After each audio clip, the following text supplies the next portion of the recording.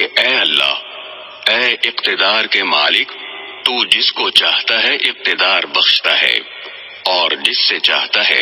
اقتدار چھین لیتا ہے، اور جس کو چاہتا ہے عزت بخشتا ہے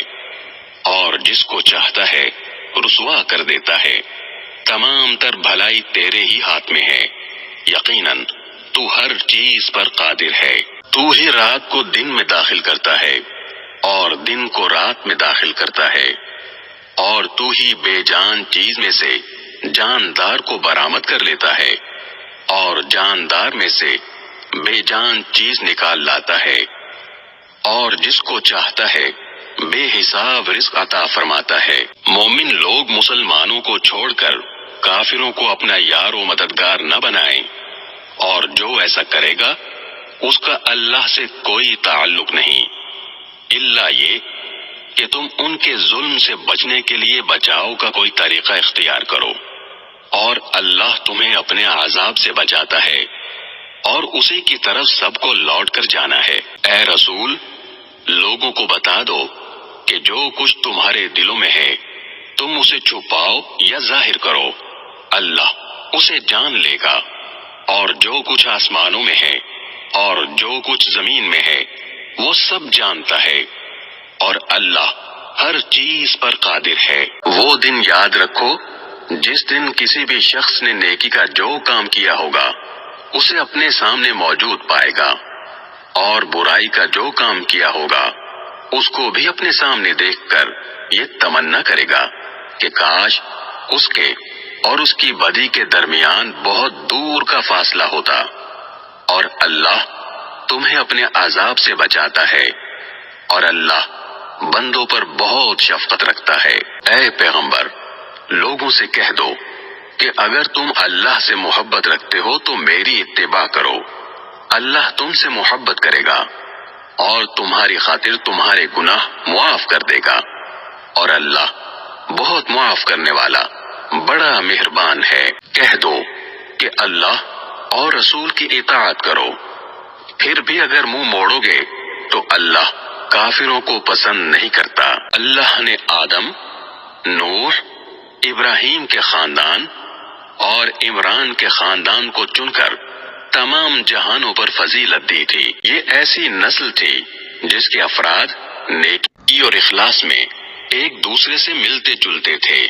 اور اللہ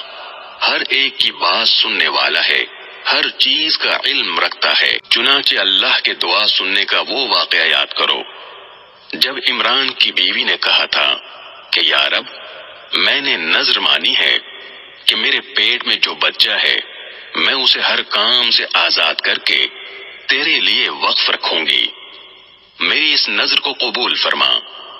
بے شک تو سننے والا ہے، ہر چیز کا علم رکھتا ہے۔ پھر جب ان سے لڑکی پیدا ہوئی تو وہ حسرت سے کہنے لگی، یا رب، یہ تو مجھ سے لڑکی پیدا ہو گئی ہے، حالانکہ اللہ کو خوب علم تھا کہ ان کے یہاں کیا پیدا ہوا ہے، اور لڑکا لڑکی جیسا نہیں ہوتا۔ میں نے اس کا نام مریم رکھ دیا ہے، اور میں اسے اور اس کی اولاد کو شیطان مردود سے حفاظت کے لیے آپ کی پناہ میں دیتی ہوں۔ چنانچہ اس کے رب نے اس مریم کو بطریق احسن قبول کیا اور اسے بہترین طریقے سے پروان چڑھایا، اور زکریا اس کے سرپرست بنے۔ جب بھی زکریا ان کے پاس ان کی عبادت گاہ میں جاتے، ان کے پاس کوئی رزق پاتے،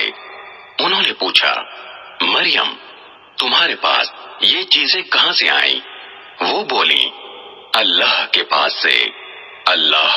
جس کو چاہتا ہے بے حساب رزق دیتا ہے۔ اس موقع پر زکریا نے اپنے رب سے دعا کی، کہنے لگے، یا رب،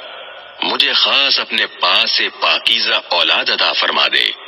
بے شک تو دعا کا سننے والا ہے۔ چنانچہ ایک دن جب زکریا عبادت گاہ میں کھڑے نماز پڑھ رہے تھے، فرشتوں نے انہیں آواز دی کہ اللہ آپ کو یحییٰ کی پیدائش کی خوشخبری دیتا ہے، جو اس شان سے پیدا ہوں گے کہ اللہ کے ایک کلمے کی تصدیق کریں گے، لوگوں کے پیشوا ہوں گے، اپنے آپ کو نفسانی خواہشات سے مکمل طور پر روکے ہوئے ہوں گے، اور نبی ہوں گے اور ان کا شمار راست بازوں میں ہوگا۔ زکریا نے کہا، یا رب، میرے یہاں لڑکا کس طرح پیدا ہوگا جبکہ مجھے بڑھاپا آ پہنچا ہے اور میری بیوی بانجھ ہے؟ اللہ نے کہا، اسی طرح اللہ جو چاہتا ہے کرتا ہے۔ انہوں نے کہا، پروردگار، میرے لیے کوئی نشانی مقرر کر دیجئے۔ اللہ نے کہا، تمہاری نشانی یہ ہوگی کہ تم 3 دن تک اشاروں کے سوا کوئی بات نہیں کر سکو گے اور اپنے رب کا کثرت سے ذکر کرتے رہو، اور ڈھلے دن کے وقت بھی اور صبح و سویرے بھی اللہ کی تسبیح کیا کرو۔ اور اب اس وقت کا تذکرہ سنو جب فرشتوں نے کہا تھا کہ اے مریم، بے شک اللہ نے تمہیں چن لیا ہے، تمہیں پاکیزگی عطا کی ہے اور دنیا جہان کی ساری عورتوں میں تمہیں منتخب کر کے فضیلت بخشی ہے۔ اے مریم، تم اپنے رب کی عبادت میں لگی رہو اور سجدہ کرو اور رکوع کرنے والوں کے ساتھ رکوع بھی کیا کرو۔ اے پیغمبر، یہ سب غیب کی خبریں ہیں جو ہم وحی کے ذریعے تمہیں دے رہے ہیں۔ تم اس وقت ان کے پاس نہیں تھے جب وہ یہ طے کرنے کے لیے اپنے قلم ڈال رہے تھے کہ ان میں سے کون مریم کی کفالت کرے گا، اور نہ اس وقت تم ان کے پاس تھے جب وہ اس مسئلے میں ایک دوسرے سے اختلاف کر رہے تھے۔ وہ وقت بھی یاد کرو جب فرشتوں نے مریم سے کہا تھا کہ اے مریم، اللہ تعالی تمہیں اپنے ایک کلمے کی پیدائش کی خوشخبری دیتا ہے جس کا نام مسیح عیسیٰ ابن مریم ہوگا، جو دنیا اور آخرت دونوں میں صاحب وجاہت ہوگا اور اللہ کے مقرب بندوں میں سے ہوگا، اور وہ گہوارے میں بھی لوگوں سے بات کرے گا اور بڑی عمر میں بھی اور راست باز لوگوں میں سے ہوگا۔ مریم نے کہا، پروردگار، مجھ سے لڑکا کیسے پیدا ہو جائے گا جبکہ مجھے کسی بشر نے چھوا تک نہیں؟ اللہ نے فرمایا، اللہ اسی طرح جس کو چاہتا ہے پیدا کرتا ہے۔ جب وہ کوئی کام کرنے کا فیصلہ کر لیتا ہے تو صرف اتنا کہتا ہے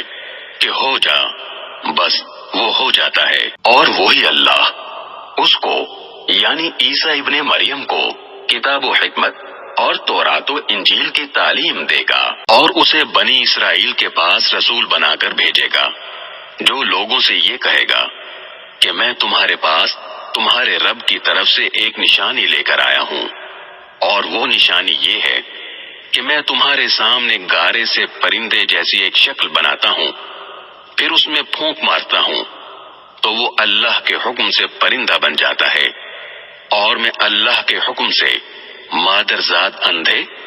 اور کوڑھی کو تندرست کر دیتا ہوں اور مردوں کو زندہ کر دیتا ہوں، اور تم لوگ جو کچھ اپنے گھروں میں کھاتے یا ذخیرہ کر کے رکھتے ہو میں وہ سب بتا دیتا ہوں۔ اگر تم ایمان لانے والے ہو تو ان تمام باتوں میں تمہارے لیے کافی نشانی ہے۔ اور جو کتاب مجھ سے پہلے آ چکی ہے یعنی تورات، میں اس کی تصدیق کرنے والا ہوں، اور اس لیے بھیجا گیا ہوں تاکہ کچھ چیزیں جو تم پر حرام کی گئی تھیں اب تمہارے لیے حلال کر دوں، اور میں تمہارے پاس تمہارے پروردگار کی طرف سے نشانی لے کر آیا ہوں، لہذا اللہ سے ڈرو اور میرا کہنا مانو۔ بے شک اللہ میرا بھی پروردگار ہے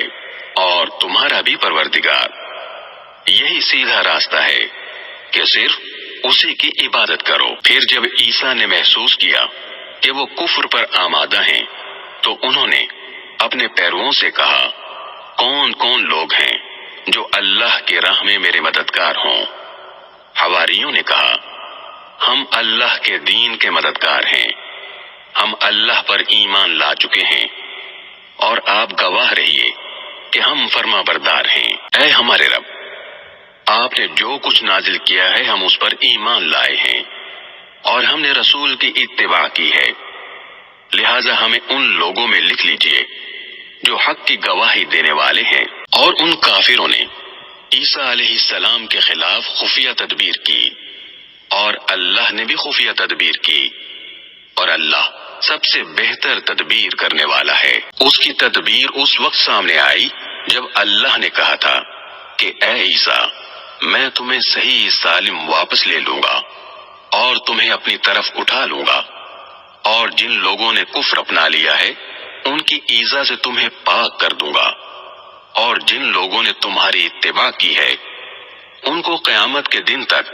ان لوگوں پر غالب رکھوں گا جنہوں نے تمہارا انکار کیا ہے، پھر تم سب کو میرے پاس لوٹ کر آنا ہے۔ اس وقت میں تمہارے درمیان ان باتوں کا فیصلہ کروں گا جن میں تم اختلاف کرتے تھے، چنانچہ جو لوگ ایسے ہیں کہ انہوں نے کفر اپنا لیا ہے ان کو تو میں دنیا اور آخرت میں سخت عذاب دوں گا، اور ان کو کسی طرح کے مددگار میسر نہیں آئیں گے۔ البتہ جو لوگ ایمان لائے ہیں اور انہوں نے نیک عمل کیے ہیں ان کو اللہ ان کا پورا ثواب دے گا، اور اللہ ظالموں کو پسند نہیں کرتا۔